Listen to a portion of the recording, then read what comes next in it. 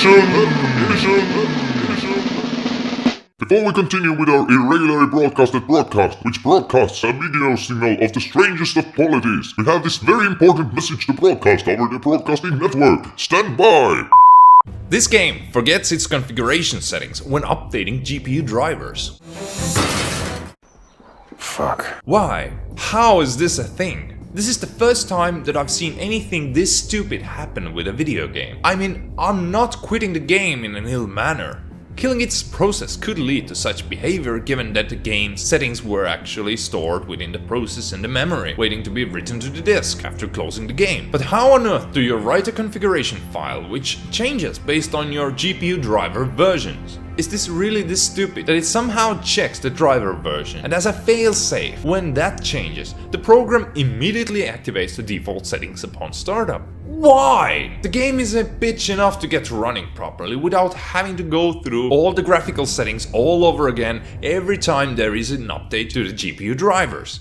You might say that I'm being stupid myself, constantly updating the drivers, but given how little motivation there is to play this game to begin with, I finished it in approximately 1 month's time, during which AMD decided to release multiple patched drivers, and I simply wished to be on a bleeding edge of the driver development for testing purposes. But enough of that. Back to our regular broadcast as Lara arrives in Prague and stumbles upon a reporter. Another cold, dark city. Great.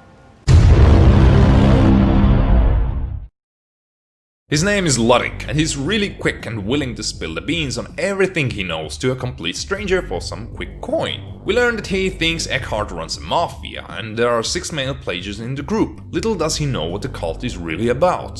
He says that they're all gathered in a location called Strahov at the moment, which is nearby and will obviously be our next objective to get into. For a bit more coin, Blake agrees to get us a low security access card to Strahov, but that will take some time from him, so we need to start making our rounds and see what we can find in Prague ourselves for now. You know, for a reporter who is working on a story regarding Prague's most dangerous mafia, Ludwig sure is chill about his documents. He keeps them on top of his car roof, open, in front of the building where the mafia has just performed a hit, and he knows that. If anything, the guy's got balls of steel. So we start sniffing around in the sewers again, and soon enough we stumble on our good friend Bouchard for a story time.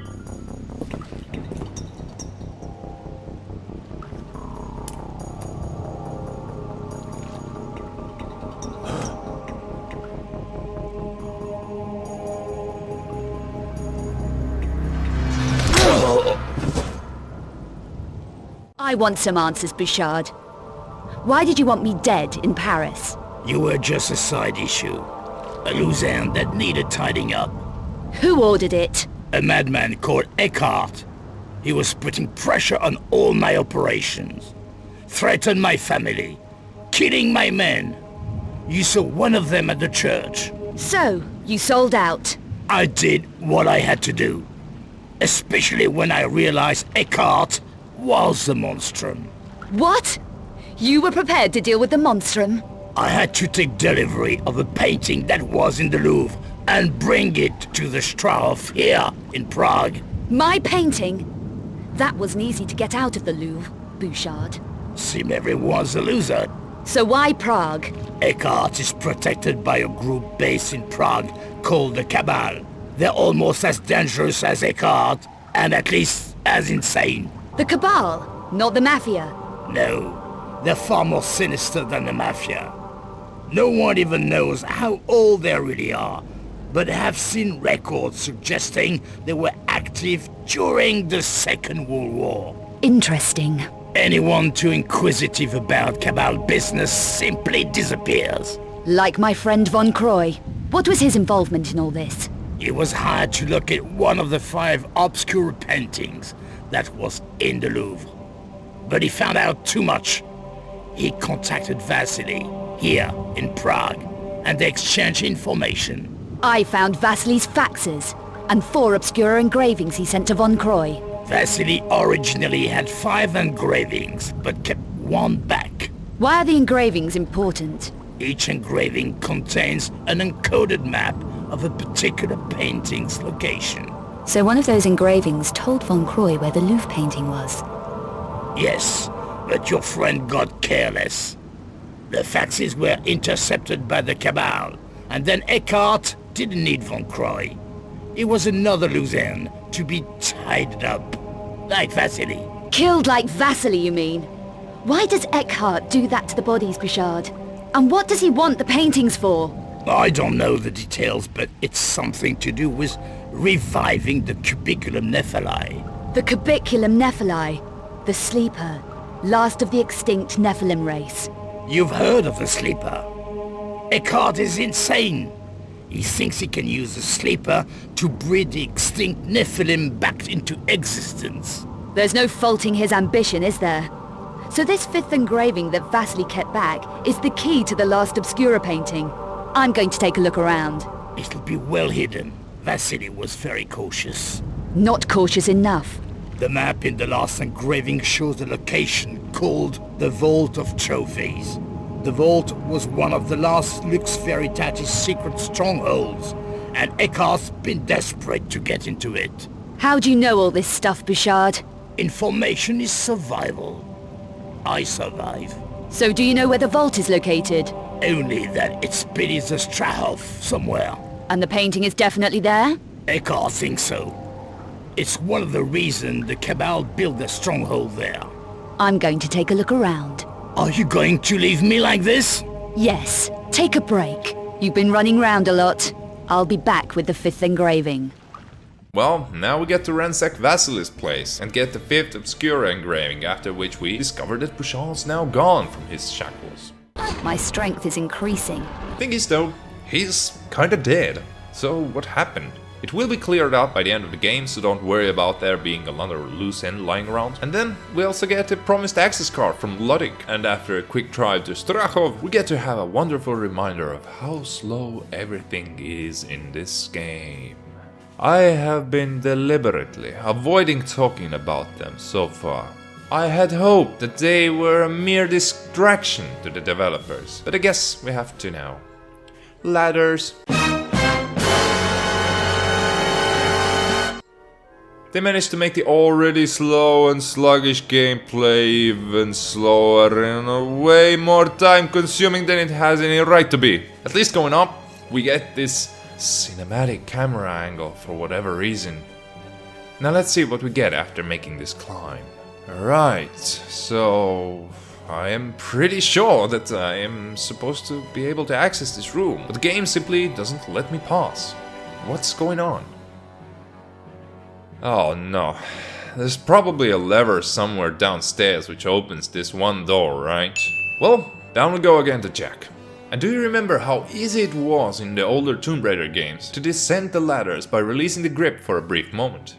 Yeah, it still exists here as well, but now, every time you try to re-grab the ladder, Lara has to go through some really slow recovery animations. Why? If it ain't broken, don't try to fix it! But that was it. We indeed had a lever which needed to be pulled downstairs, which means that we can all enjoy that amazingly cinematic climb back up all over again.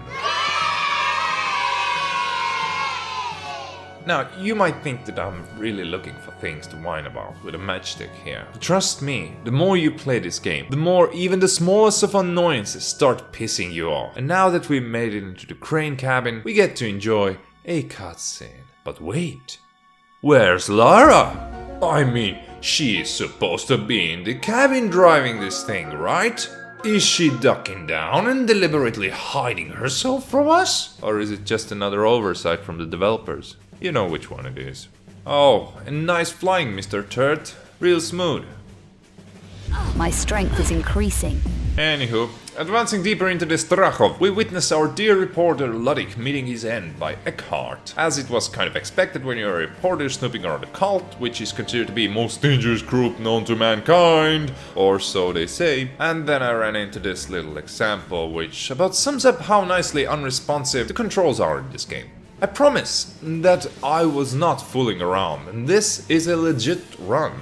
Every movement you make has like a second worth of delay, and whenever you stop moving, even for a brief moment, you need to pay the toll for it again, with another second.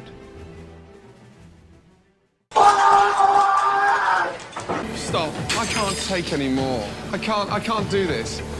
I cannot do this any fucking more! Anyways, in order for us to continue deeper into the fortress, Lara decides to cut the power to the most of the facility through a control panel, unknowingly releasing a Nephilim prototype. And we get to enjoy another visual story time. This one is actually pretty good, so enjoy.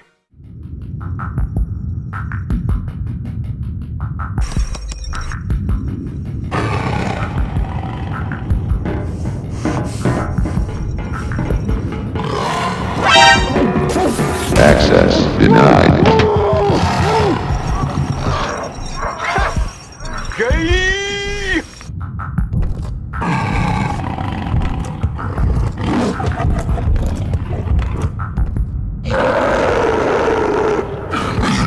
Next up is the bioresearch facilities in Strahov, where...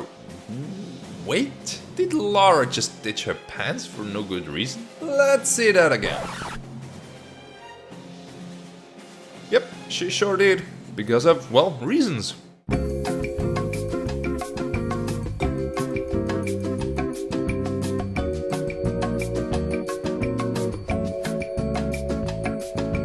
As I was saying, in the bioresearch facilities, we meet one of the cult's leading members, Müller.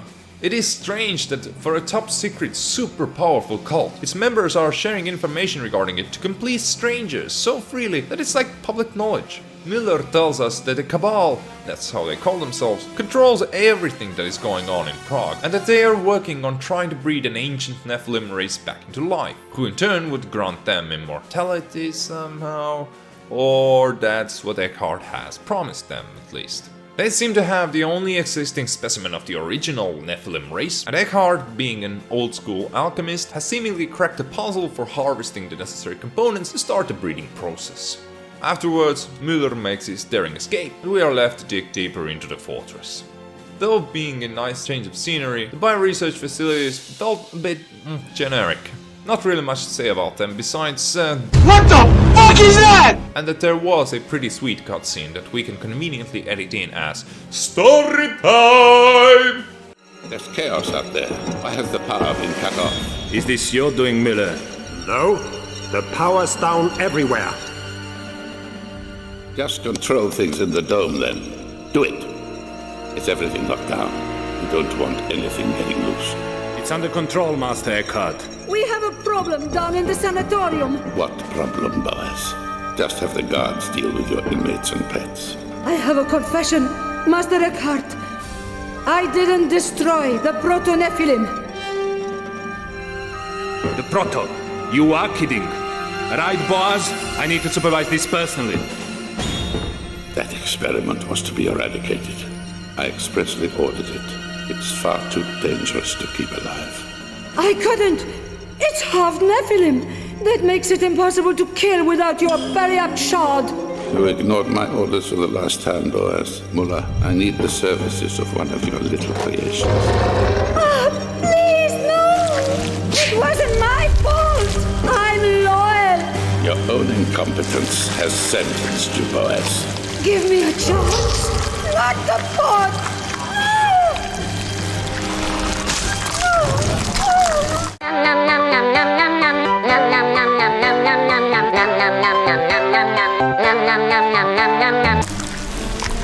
I will be obeyed.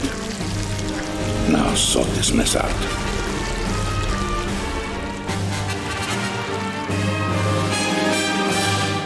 Not long after that, we make it through some airlocks where Lara gets trapped in one of them by Curtis. Remember that guy? Well, this is the part where we actually get to know him a bit better. Quite intimately, in fact, as we will assume direct control over him for the next few levels, and no, before you even ask, things do not get any better with him.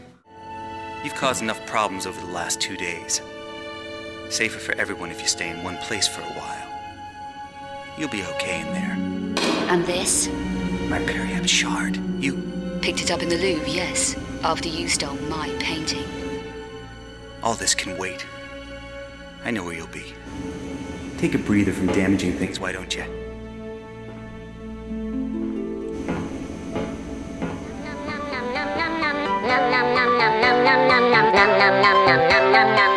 nom nom nom nom nom nom